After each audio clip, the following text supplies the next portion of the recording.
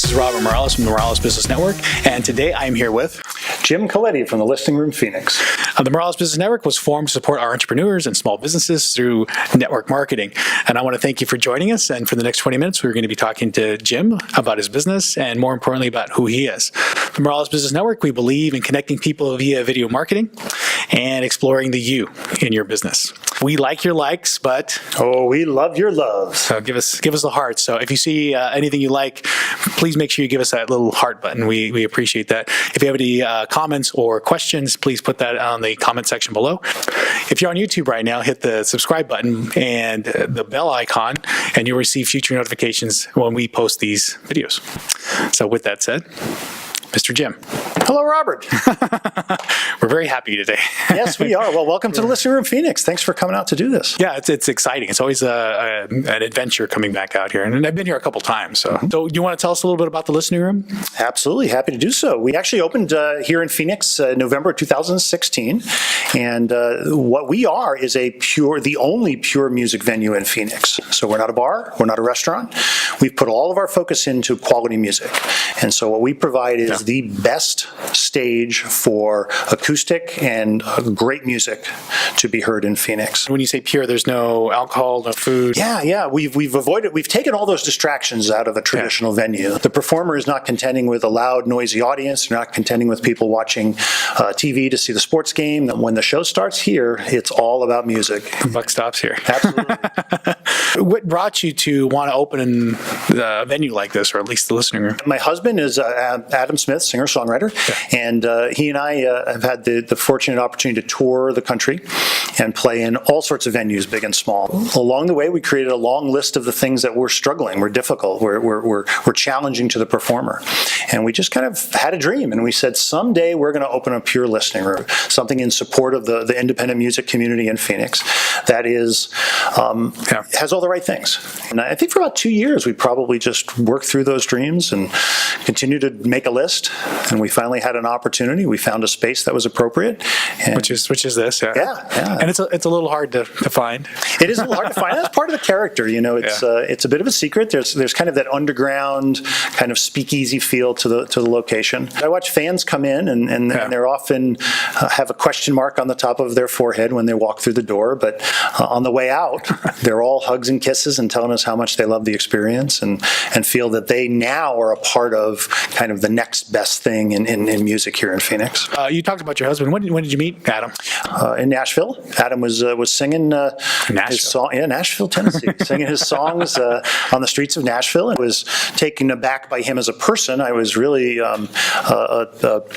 entranced in his music, and came back to Phoenix, listening to a CD that I had bought from him, and before you know it, I introduced his music to friends of mine in the music industry, and I took on the responsibility of managing his career. And within a very short time, we fell in love and put our lives together, put some great energy together, and we're making magic. Are you making a movie out of the story? Yeah, I'm sure there'll be a movie someday. We actually did work on. We created 2 independent movies together. Oh, that's awesome! And if you guys hang in there, Adam has agreed to play for us live for a song, maybe. So the one thing that I like and appreciate about you, you're not only into music, which I am too. You are. If you guys didn't know, also into veganism. Has that been a large part of your life? It's a purpose.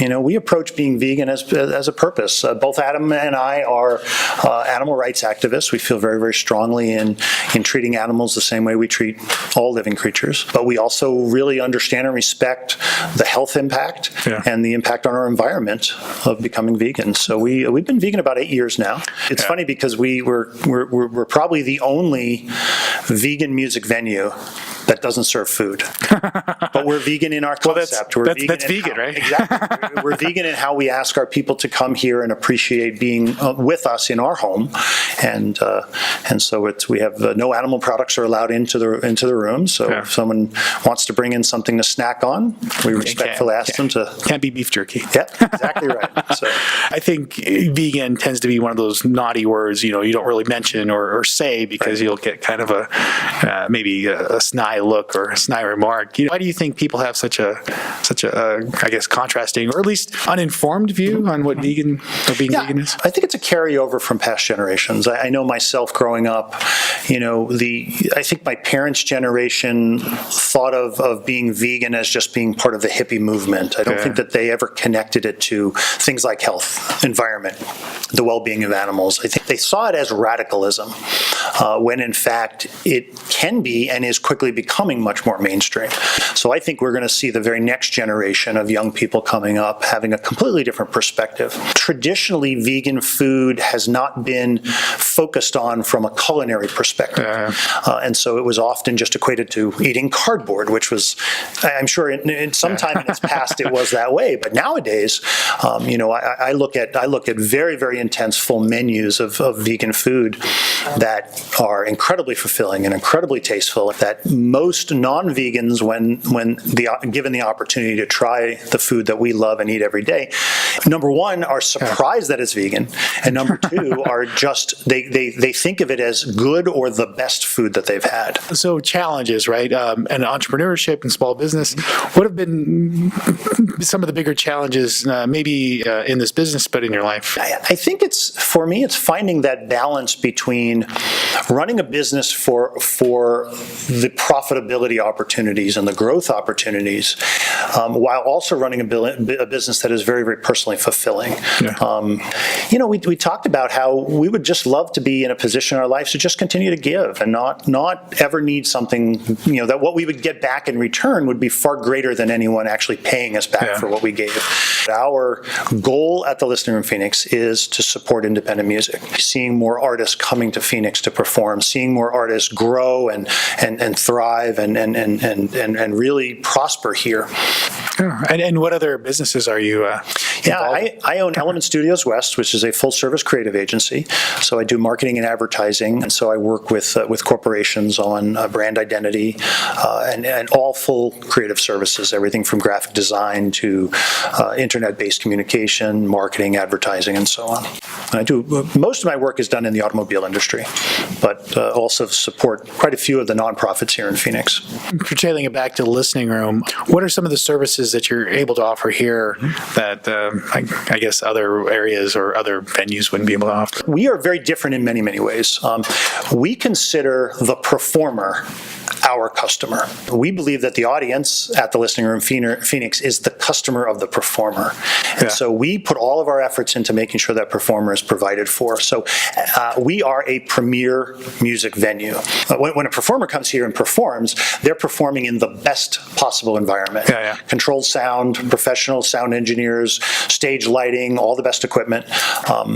We didn't have to use any lighting there. It's all built in. And that was all intentional. For the audience, they're getting the best music listening experience. When that emotional moment comes and you're connecting with an artist, whether it's the lyrics or the musical style or the instrumentation, you're not going to be taken away from that. As a performance venue, that is the platform upon which we created this. But because we created such a pure space, we then added audio and video recording capabilities. But in a lot of cases, for a lot of musicians, it's the appeal to perform here because they're getting the ability to have high quality audio and high quality video recording of the live experience. So that's interaction with the audience. That's kind of that imperfect yet quality performance, where a traditional studio recorded album is, every note is considered and everything is intentionally engineered. Here, this is a much more organic type of an experience. And so we've had many, many artists who come to the Listening Room specifically to record an album and release it as a live album. By doing it here, they get the advantage of not only all the professional equipment and experience we have in our staff, but they get the opportunity to invite their fans. And they get to purchase that from you? It's we have a really, really simple system. We've established a pretty reasonable rate that the performer will pay for the recording session. That session, because it's a live session session with an audience is then an opportunity for them to recoup their expense, but also generate some revenues because they keep 100% of the ticket sales. Our maximum capacity in our space is 75, so they have a great opportunity to generate quite a bit of revenue as if they can sell out the house. And then the most famous person you've had here? I saw Esteban was here. Yeah, Esteban was here recently, and actually he's coming back on November 11th, which is exciting because we sold out both of those shows, and there was such a demand. Being famous is interesting because what I'm finding is it's less about famous from what we might know of through the media to really what's famous in the heart of the audiences. Yeah. And so we have had some wonderful performers in here who have sold out our venue because they have a following of fans, and they may not be names that you would recognize. Yeah. We attract a lot of support musicians. So, for example, we've had Jeff Dayton, who was Glenn Campbell's band leader and a guitarist for Kenny Chesney. He loves to come and play this room when he comes to Phoenix. We've had Freebo, who was Bonnie Raitt's guitarist. He loves to come and play this room. And because you don't know the names, right. It's kind of, and you kind of almost have to promote the name and stuff. Yeah, absolutely. Lost Lake Festival, we actually had an incredible lineup of musicians in here, including Huey Lewis. So we like to think that Huey Lewis is probably the most recognizable name we've had in the room. And the news. But, and the news were not here. It was just Huey. But I will tell you that there's no comparison to bringing a performer to this stage who may never have been on stage before, who can come into a space like this and be treated like a professional, be treated like Huey Lewis is treated, and have that experience and then give their amazing talent to an audience. And then the fact that it's captured on audio and video recording so it can be shared into the future. And then with the capabilities, we also do live streaming of all of our shows. So it's a way to take what we do in this room and really turn it inside out and let the outside world be a part of what we're doing in here. Awesome. Again, this is Robert Morales with the Morales Business Network, and we're here with Mr. Jim Colletti, getting to know about the listening room. We get to hear a little bit about veganism and even Esteban. So even Esteban, and he's a hit. So he is. Again, if you like what we're talking about, please make a comment below. If you like what we're saying, hit the like button. But if you really love what we're saying, we love the love. So hit the heart. We want to see a sea of red just kind of blazing right by us. So, talking a little bit more, we talked about the listening room. And on the side, we were talking about community advocacy. What are you guys doing as far as listening room goes to community work? Yeah, we do. We do a couple of things. First of all, we've got an awesome space here. So we invite nonprofit organizations and community groups to come in and use the space as they see fit. So last week, we were very fortunate to host Free Arts of Arizona. I don't know if you know that organization, but an incredible locally based Arizona that really supports the upcoming youth of our community. We can put a link in there. Yeah, that'd be awesome. But they came in and they wanted to do a private, closed performance experience amongst their membership and amongst their alumni. And so we donated the space and we supported their cause and had an absolutely incredible evening. Such great energy and talent was here on this stage. And then we go outside of this room, and we love to support the local music, art, and food festivals here in Phoenix. This coming November, we'll be back at the Arizona Fall Festival, which is brought to you by local First Arizona. And we sponsor the acoustic stage. So we're going to bring 6 of our local performers to that stage to provide entertainment to the audiences there. Local businesses who are looking to bring music or bring better quality into their experiences by offering them some consulting and some support there.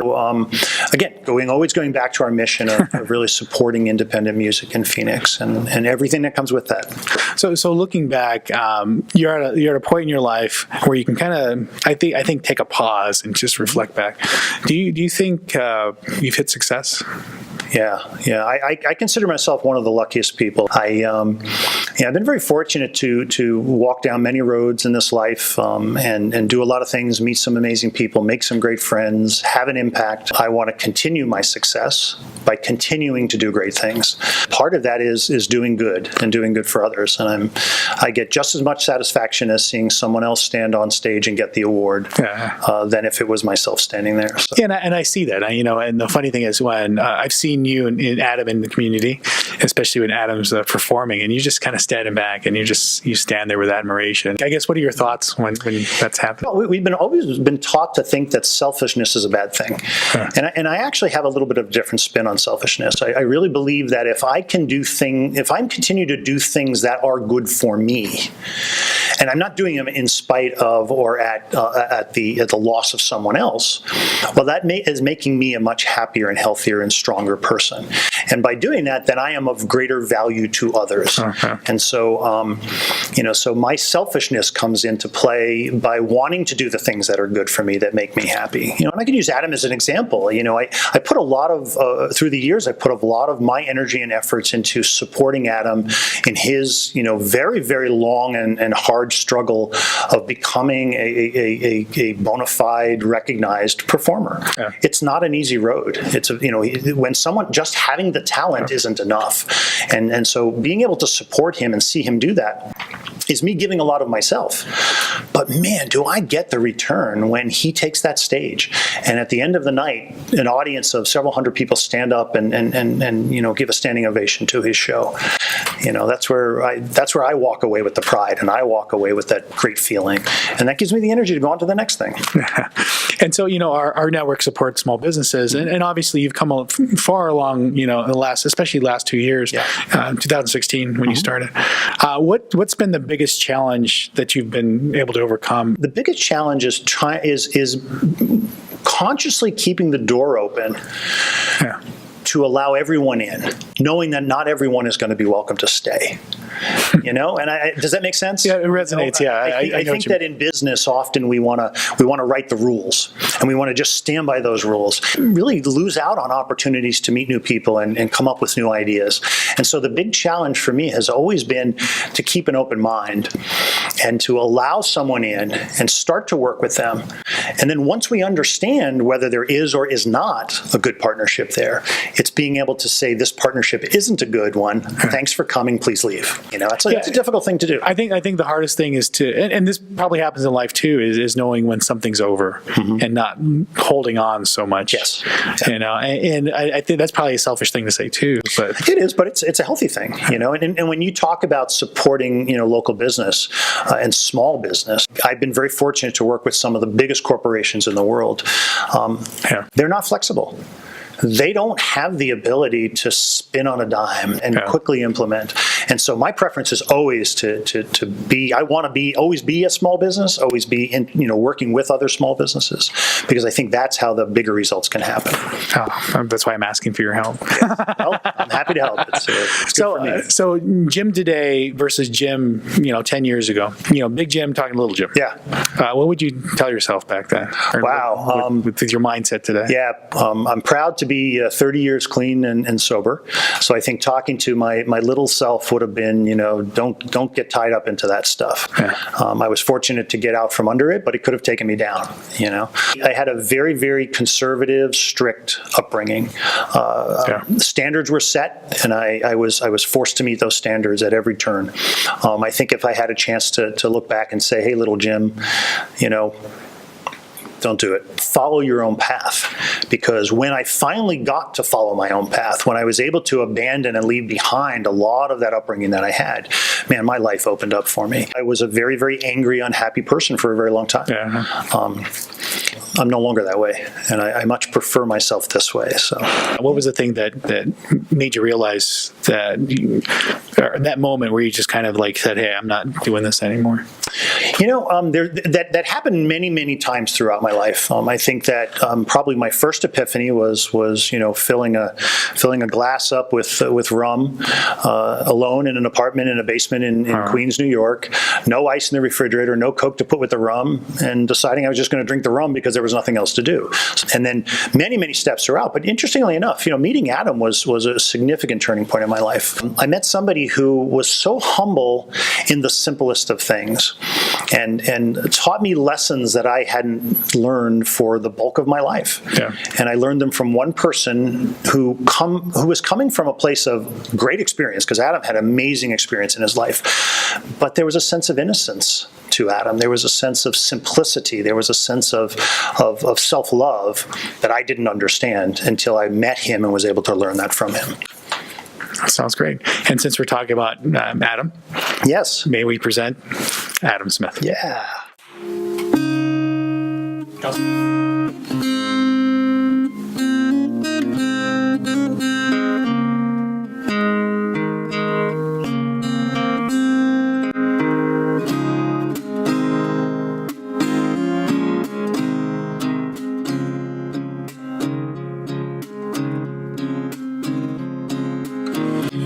Been thinking about choices I have made.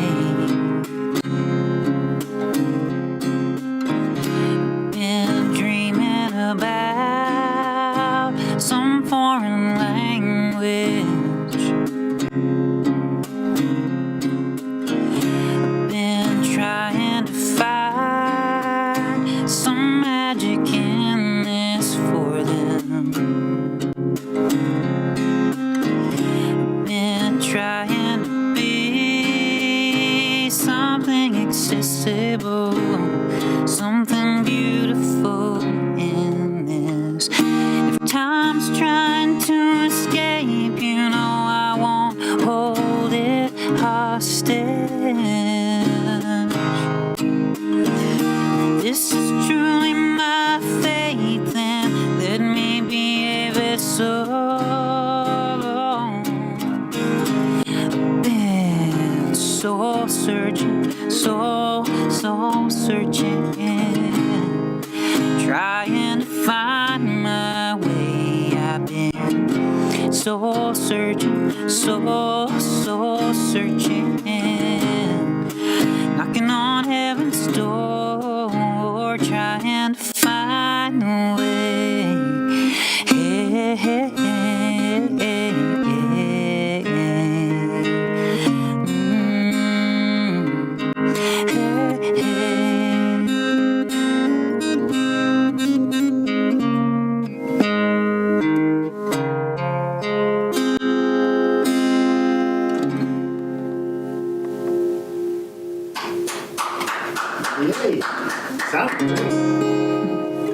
And that was an awesome performance from Adam. Robert, if I can say, I consider myself one of the luckiest because I get to hear Adam all day long, all night long. He's constantly in his studio working on new projects and new songs and new lyrics. And so sometimes I just tune out the world and I just sit back at my desk chair and I just listen. And whatever's coming down the hallway is just incredible. So I think he's released his fifth full-length album already. He's working on a new EP right now. He just got a single going to come out next week. He's nonstop. And so to know that the world is going to continue to hear him for a long time is really exciting. And he's got a tremendous support with that too. Yeah. And so thank you. That's an applause to you too. I'm proud of that, and it's good for me. So. Since we're talking about small business, talked about challenges. Any words of advice that you would tell some of these guys that are just starting out, or some of these gals that just want some maybe word to take away from? Yeah, I had a great conversation with one of my sound engineers last night, and it was about really setting your sights on where you want to be, and doing the work to get there. I think all too often in our culture, we feel like stuff has to be given to us. Oh, man. And my advice to him in this situation was he was very fortunate to meet somebody in the industry that he really, really idolized and wanted to work with. And I talked to him about, don't wait for that guy to call you to come to work. Yeah. Go work for him. And in my creative agency, I often consult young designers who are up and coming, some that are coming out of school. And I talk to them about, you're in competition with every other student coming out of your class in 1,000 schools across the country. Yeah. If you want to go work for some of the best ad agencies in the world, well, pick the one you want to work for, walk through the front door, ask them what time they open, tell them you're going to be there tomorrow morning at 8 o'clock, and you're willing to do anything that they want you to do, and no, you don't have to pay them right now. Pick your target and hit it. And if you work hard enough, as soon as they see how good you are, they're going to hire you. And all of a sudden, now you're working for the place you wanted to work for. So I say that, from an employee perspective, but I also can say that from a business perspective, is, to grow your business. If you want to grow your business, set your target, go meet your target. It's not going to come to you. You've got to go get it. So with that said, Mr. Jim Colletti, the listening room, appreciate you for hanging on there. Way to contact you real quick. So you can reach me on email at any time at jim@thelisteningroomphoenix.com or on my cell phone, which I carry with me at all times, 480-390-4900. So with that said, Robert Morales, Morales Business Network. Catch you guys soon. Thank you.